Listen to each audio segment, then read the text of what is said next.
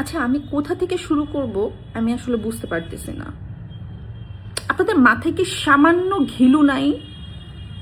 সামান্যতম আপনারা চিন্তা করে দেখেন না?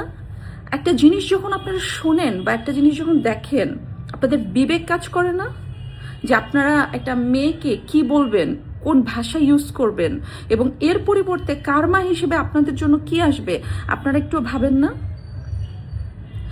একটা অডিও কল যেটাতে স্পষ্টভাবে অপর পাশের লোকটা বলছে যে ও তো আমার ফোন ধরবে না, ও তো আমার ফোন ধরবে না, এবং সে আমাকে কল করে নাই, অন্য একজনের ফোনে ফোন করেছে।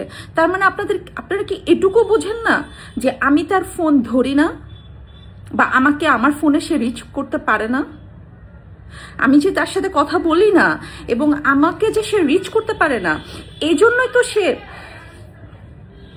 তো সে অন্য একজনকে ফোন করে আমার সাথে কথা বলেছে, বিকজ সে আমাকে রিচ করতে পারে না। আমি লিটারেলি তাকে কলে ব্লক করে রেখেছিলাম। সেই স্পষ্টভাবে বলতেছে যে ও তো আমার ফোন ধরবে না। সেই স্পষ্টভাবে বলছে যে আমি র্যাব পাঠাবো, এনএসআই পাঠাবো, ডিজিএফআই পাঠাবো। কেন পাঠাবে? আমার সাথে যদি তার কুলুকুলু সম্পর্ক থাকতো তাহলে আমাকে বলতো, এই মাহি, বা আমাকে ফোনও করতো না, আমাকে টেক্সট করতো, আমি তো দৌড় দিতাম। সে আমাকে লিটারেলি মানে বলতেছে যে পুলিশ পাঠাবে, র্যাব পাঠাবে। তার মানে আমি কি পরিমাণে তাকে ইগনোর করছি যে আমাকে এগুলো পাঠায় তাকে নিতে হবে। আপনারা এটা বুঝেন না? আমি ওই সময়ে আমি যাদেরকে চিনি, যারা পাওয়ারফুল ছিলেন, যারা মানে আমাকে হেল্প করতে পারতেন, আমি প্রত্যেকটা মানুষকে বলেছি যে উনি আমাকে ডিস্টার্ব করছেন, উনি আমাকে ফোন করে এগুলো বলছেন, ওইটা বলছেন, এভাবে থ্রেট দিচ্ছেন। আমার কলিগরা আমাকে ফোন করে বলেছে যে শোনো, রাত 11টার পরে যদি আমরা ফোন দিই, কারণ আমার এমন অনেক কলিগকে দিয়ে, মানে আমাকে যখন সে রিচ করতে পারতেছে না, তখন আমার অনেক কলিগ রাত 11টা-12টার দিকে আমাকে ফোন করতো, যারা আমাকে নর্মালি এরকম সময় ফোন করে না। তো তারা যখন আমাকে ফোন করতো, দেখতাম উনি কথা বলছে, তখন আমি রাগ করতাম যে কেন ফোন ধরে দিলাম। ওখান থেকে বের হয়ে ওরা আমাকে বলতো যে শোনো, রাত 11টার পরে ফোন দিলে তুমি ধরবা না আমাদের ফোন, তুমি বুঝবা যে উনি আমাদের সামনে আছেন। তো আমি এমন কারো কাছে নাই, আমি যাই নাই, আমি সাহায্য চাই নাই। আমি বলেছি যে উনি আমাকে ডিস্টার্ব করতেছেন, উনি আমাকে থ্রেট দিচ্ছেন। কিন্তু সবার একটাই কথা ছিল যে উনি তো আসলে মন্ত্রী, উনার কি করব, বা কোন পুলিশের কাছে আসলে মানে আমি রিচ করতে পারি নাই কাউকে। সে সময় মাননীয় প্রধানমন্ত্রী শেখ হাসিনাকে আমি রিচ করতে পারি নাই। তার যদি সম্ভব হতো আমি তাকে রিচ করতে পারতাম, আমি তাকে ফোন করে বা আমি তাকে টেক্সট করে জানাতে পারতাম যে এটা, অবশ্যই তিনি তখন ব্যবস্থা নিতেন, আমি বিশ্বাস করি। কিন্তু যেহেতু তখন আমি পারি নাই, সো এটা আমাকে খুব পোলাইটলি আমাকে হ্যান্ডেল করতে হয়েছে। আমি ফোনে তাকে গালিগালাজ করতে পারি নাই। তখন আমার পাশে রকিব ছিল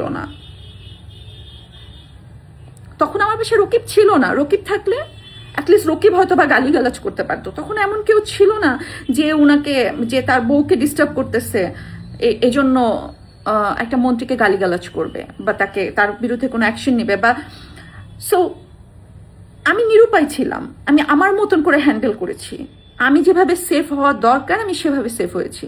আপনারা বলতে পারেন যে ওই পাশ থেকে গালিগালাজ করছে, তুমি তো হেসে হেসে কথা বলেছ। তো আমি কিভাবে কথা বলবো? আমি কি উনাকে গালিগালাজ করব, পরে আমার কোনো ক্ষতি হয়ে গেলে তখন আপনি মানে দায়িত্ব নিতেন না? আমার মনে হয় যে আমি তারপরে যতটুকু শুনেছি, খবর পেয়েছি, যে আমাদের ফিল্ম ইন্ডাস্ট্রি বলেন, নিউজ প্রেজেন্টার যারা আছেন, সিঙ্গার আছেন, এমন অনেকে আছেন, অসংখ্য নারীরা তাকে দ্বারা বুলিং হয়েছে। সো এটা আপনারা বুঝবেন না। আমার মনে হয় আপনারা মানুষ না, আপনারা অমানুষ। যদি অমানুষ না হতেন, একটা বাচ্চাকে নিয়ে কথা বলতেন না, একটা নারীকে এইভাবে অসম্মান আপনারা করতে পারতেন না। রাজনীতি এটা ডিফারেন্ট বিষয়, রাজনৈতিক বিষয়ে কথা বলাটা এটা কিন্তু পুরাটাই ডিফারেন্ট বিষয়। আপনি একটা মেয়ের চরিত্র নিয়ে কথা বলতেছেন যেটা আপনি জানেন না। আপনারা যে একটা ছোট বাচ্চা, একটা মাসুম বাচ্চা, একটা ফেরেশতাকে নিয়ে ট্রল করতেছেন, আমাকে বুলিং করতেছেন, আপনাদের মনে হয় না, আপনাদের ভয় করে না? আপনারা মুসলমান না? আপনাদের আল্লাহ নাই? আপনাদের ভবিষ্যতে বাচ্চা কাচ্চা হবে না? অথবা আপনার বোনের বাচ্চা কাচ্চা হবে না? আপনার ভাইয়ের বাচ্চা কাচ্চা হবে না? আপনার নিজের বাচ্চা কাচ্চা হবে না? আপনার মনে হয় না যে আপনার এই কথাটাতে আল্লাহ অসন্তুষ্ট হয়ে আপনার বাচ্চাকে অটিস্টিক বানাইতে পারে, অথবা আপনাদেরকে কোনোদিন বাচ্চা নাও দিতে পারে, অথবা আপনার বাচ্চাকে অসুস্থ বানাতে পারে? এটা তো কার্মা, এটা কিন্তু প্রকৃতি কিন্তু শাস্তি দেয়। ধরেন আমি অনেক বড় অন্যায় করেছি, আমার বাচ্চা তো কোনো অন্যায় করে নাই। আমার বাচ্চা অন্যায় করেছে? আমার বাচ্চা দেখতে যেমন হোক, আমার বাচ্চা আমার কাছে রাজপুত্র। আমার বাচ্চাকে আপনারা যেভাবে বুলিং করতেছেন, আমার বাচ্চাকে নিয়ে কথা বলতেছেন, আল্লাহ সইবে না। এটা কিন্তু একটা নায়িকা না, একটা মা আপনাদেরকে অভিশাপ দিচ্ছি। অভিশাপ দিতে হয় না, কিন্তু অভিশাপ না মন থেকে চলে আসে। যে সমস্ত মানুষ আপনারা আমার বাচ্চাকে নিয়ে কথা বলছেন, তাদের সবার বাচ্চাদেরকে আল্লাহ যাতে সুস্থ হিসেবে দুনিয়াতে পাঠায়। তা নাহলে আপনাদের যে মানসিকতা,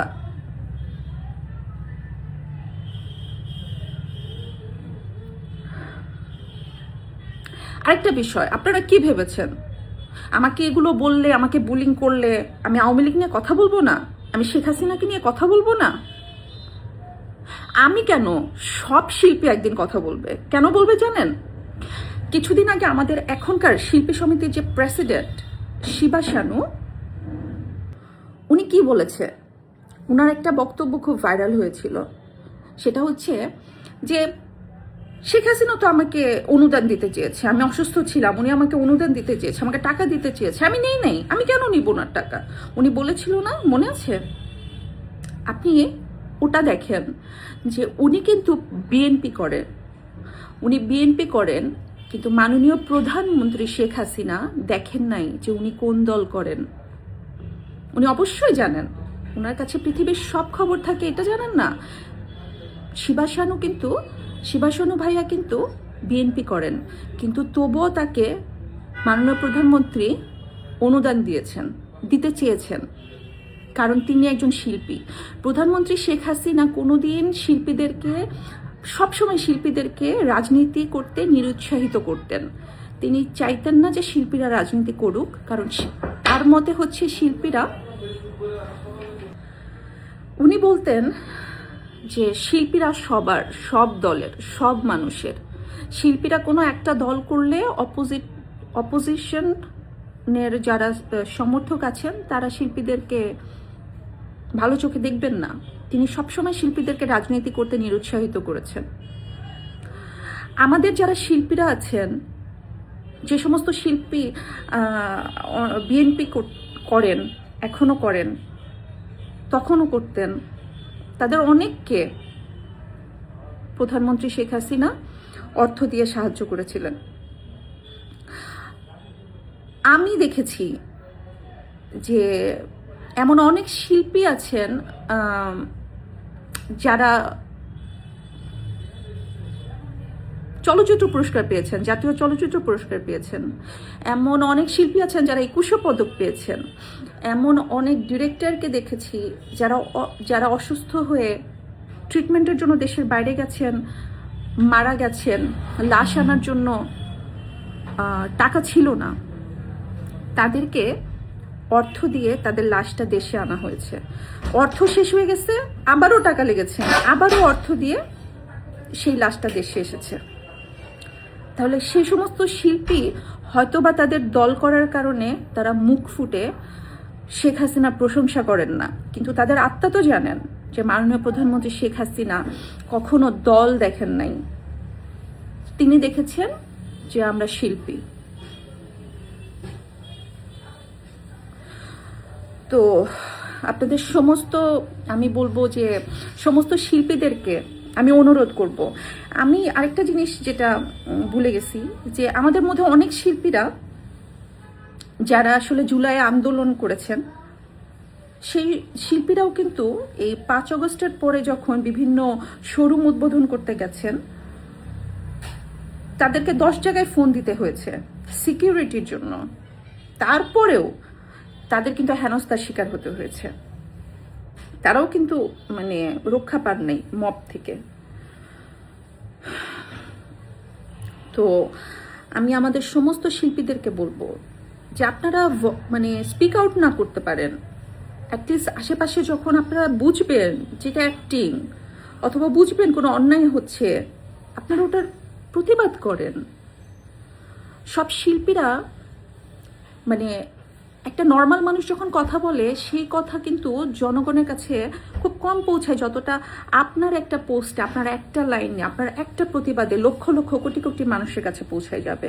তো আমি সমস্ত শিল্পীদেরকে আমি অনুরোধ করব যে আপনি আপনার দেশকে যদি ভালোবেসে থাকেন, তাহলে দেশের মানুষের স্বার্থে আপনার একটা স্ট্যাটাস দেন, একটা মানে প্রতীকীভাবে হোক প্রতিবাদ করেন। এটা আমি আমার শিল্পীদের জন্য রিকোয়েস্ট রাখবো।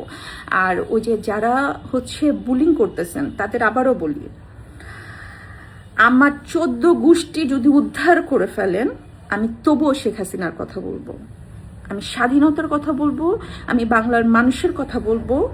মাননীয় প্রধানমন্ত্রী শেখ হাসিনাকে আমি ভালোবাসি।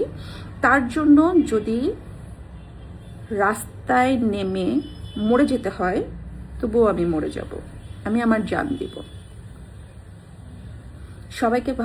সবাই ভালো থাকবেন, সুস্থ থাকবেন, সত্যের সাথে থাকবেন, ছলনার মধ্যে পড়বেন না। জয় বাংলা, জয় বঙ্গবন্ধু।